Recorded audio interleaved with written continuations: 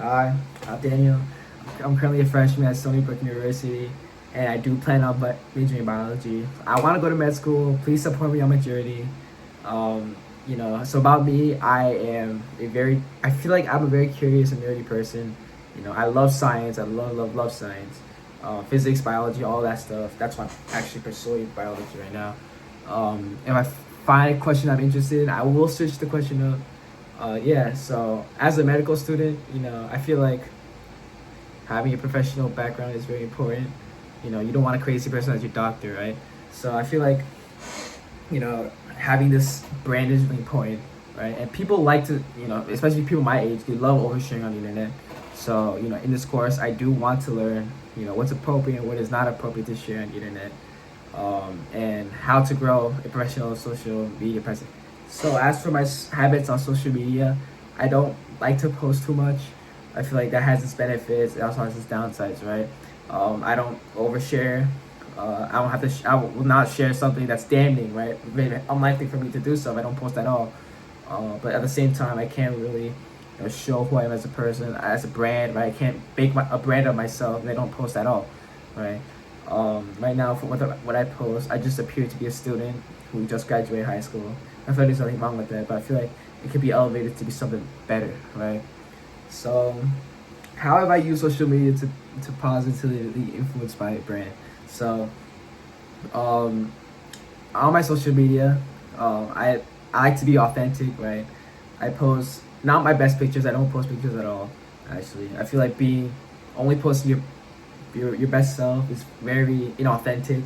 Doesn't connect with your audience at all because all they see is like this picture perfect of yourself. Like people like to like to filter their posts, only post their best pictures, and I feel like that's really bad, right? Nobody's perfect, right? Showing some of those flaws shows that you're human, right? It relates better to the audience, and like the website, British School of Excellence, that website, like I said, being honest about who I am helps people relate to me, and I feel like that's really important in building my own self brand. So as for AI, I've never used AI to brand myself, so I do hope to learn how to use it in this course. Of the 6 topics that were brought up in the My Signature blog post, there's a graph, right, of the 6 things that people use AI for. I don't plan on using AI for brainstorming and creating content.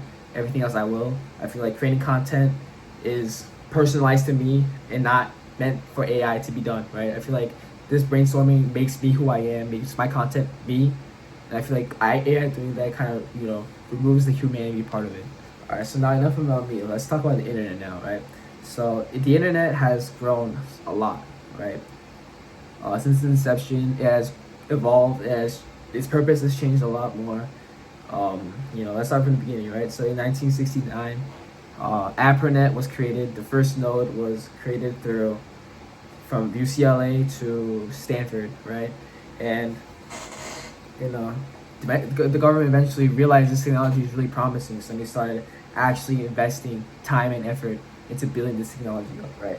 So in 1985, the first domain was purchased, which ushered in the first Web 1 period. During this period, it was very primitive. The internet, there was no content at all. It was very hard to make content. It was hard to find content, and as a result, it was very difficult to make money off your content, right? And also many people didn't have computers to actually access the internet. So the internet was very stale during this period. But then as time passed, right, more technology, technology used to better create content, to better share your content, right? That started being developed. So during Web 2, more content was being created, more content was accessible, and people started actually making money from the content that they made, right? And during this Web 2 period, the World Wide Web is also like it's been out. It's very important we talk about the World Wide Web because that's what allows people to better communicate with each other, right? And during this time, social media is also like it has this meteoric rise. People, tech giants such as Meta, start creating apps like Facebook, which allow people to see what's going on in other people's lives, right? it allows people to connect with each other. So that brings us to today, right? Today we have AI, right? Artificial intelligence. No, you don't need any introduction to that. I think y'all already know what that is. So AI has been, growing very fast at a very astronomical rate. And I do think it's a powerful tool, but it's also really detrimental, especially how I feel like it's being used now. A lot of people right now on the internet are using AI to farm content, to make easy content, basically, right? You just write in a prompt and auto generates a video. And I feel like there's a theory on the internet. It's called dead internet theory. I feel like the way things are going right now, that's a real possibility, where internet AI content slop is gonna start overtaking. It's gonna start like saturating the content market, right? So like YouTube, Instagram Reels, all that stuff is gonna be like flooded with the slop, and it's gonna drown out real human creators. They won't have a platform anymore, and at that point, building a social media presence is basically impossible, because you can't make videos anymore, you can't make content, because they're all being replaced by slop, right? And that's really bad, not only for consumers. I feel like it's also really bad for those like corporations as well, who seek to use social media to elevate their brand, right? First of all, they can't even make content on the social media website, because AI slop is just taking their spot. It's not even could be reached out to any people. And they do want sponsorships, right? You're gonna go to a big account with inflated numbers, and you're gonna realize that they paid money to have their stuff be advertised to fake accounts, and so they just lose money for no benefit at all, right? So before I talk about these two videos, I do want to thank the professors for actually assigning Lookup. This piece was very eye-opening for me, and it was very beautiful to listen to, right? So okay, let's get back on track. So the two videos, they do highlight the duality of the internet, right? Of social media, where it could be both very, very good for you and also very bad for you, right? So let's start with Lookup. I feel like it's really good at highlighting the negative impacts of social media, right? The main subject of the video, I feel like, is also very counterintuitive, right? How does something capable of connecting the world make you feel lonely, right? How is that possible? Well, I feel like it's very simple, right? Fear of missing out, FOMO.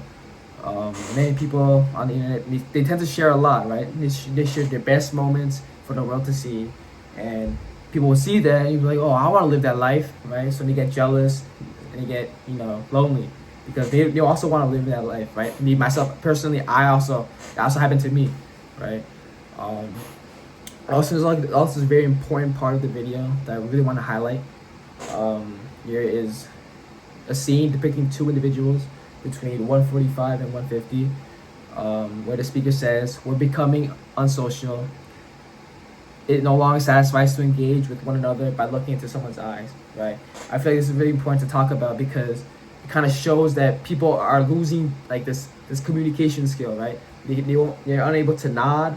They don't have to nod. They don't have to laugh. They don't have to smile, right? It's just words on a screen. And I feel like as people lose these experiences, right, you're gonna lose the ability to have these one-on-one conversations with other people, right? So on job interviews, on dates, and then you're gonna lose the skill. And I feel like especially for the younger generation, it's gotten really bad, because even for me, like sometimes I find it difficult to look someone in the eye when I speak to them. So this is really, like, social media has really impacted the social skills of the younger generation. But it's not like social media is all that bad, right? Because there are some positive aspects of social media. For example, in the video Dear Sophia Lee, it kind of shows that the internet could be used as a tool to immortalize fleeting cherished moments, right? So like childhood, graduation, birth, right? You can post that on the internet, and loved ones can see that. I feel like it's a very, very, very good thing that it could be used to like keep these very precious moments. So yeah, that's my video. Please don't be too hard on me, professors. Bye bye.